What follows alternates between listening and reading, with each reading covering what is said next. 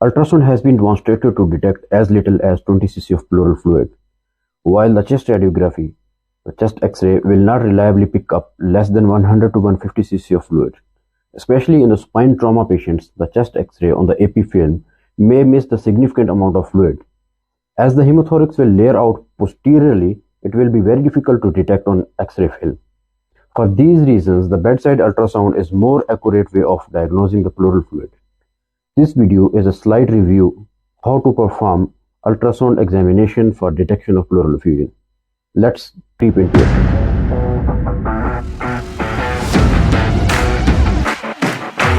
For optimal image acquisition of pleural effusion, patients must be on a semi-sitting position, with the head of the bed elevated to 30 to 45 degrees.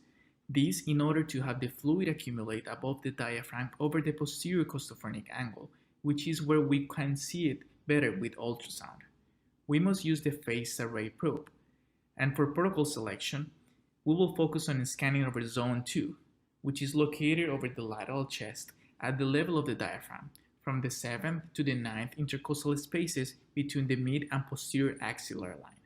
And for picture optimization, we must start scanning lower at around the 10th intercostal space, and then slide cephalad until you see the diaphragm.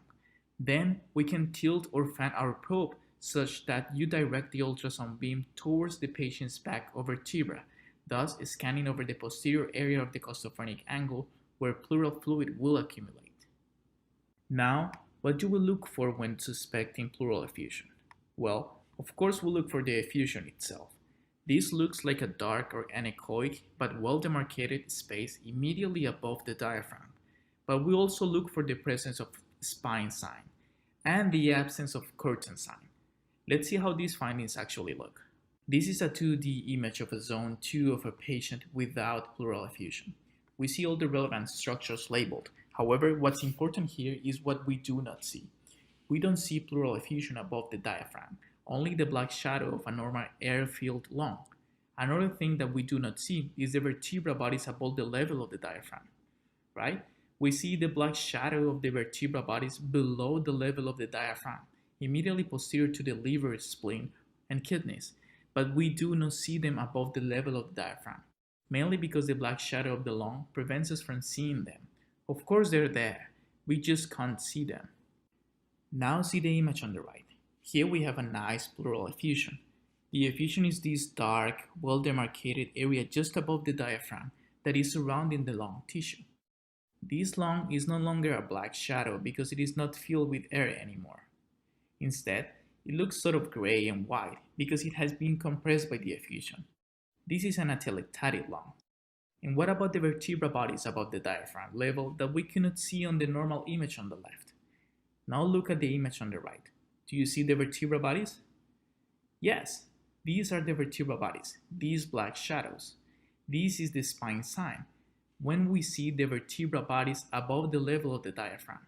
And this happens because there is an effusion that allows the ultrasound waves to travel through and hit the vertebral bodies and come back to the probe. The spine sign strongly suggests pleural effusion. What about the curtain sign? Well, remember from the lecture about normal lung ultrasound exam, the presence of curtain sign indicates the absence of pleural effusion, which is what we see on the left, a normal, healthy curtain sign. Now see on the right what happens when you have a pleural effusion. There is no curtain sign. No matter how deep the patient inhales, the effusion will always be there between the lung and the diaphragm, separating both. Absence of curtain sign tells you that what you're seeing is likely a pleural effusion.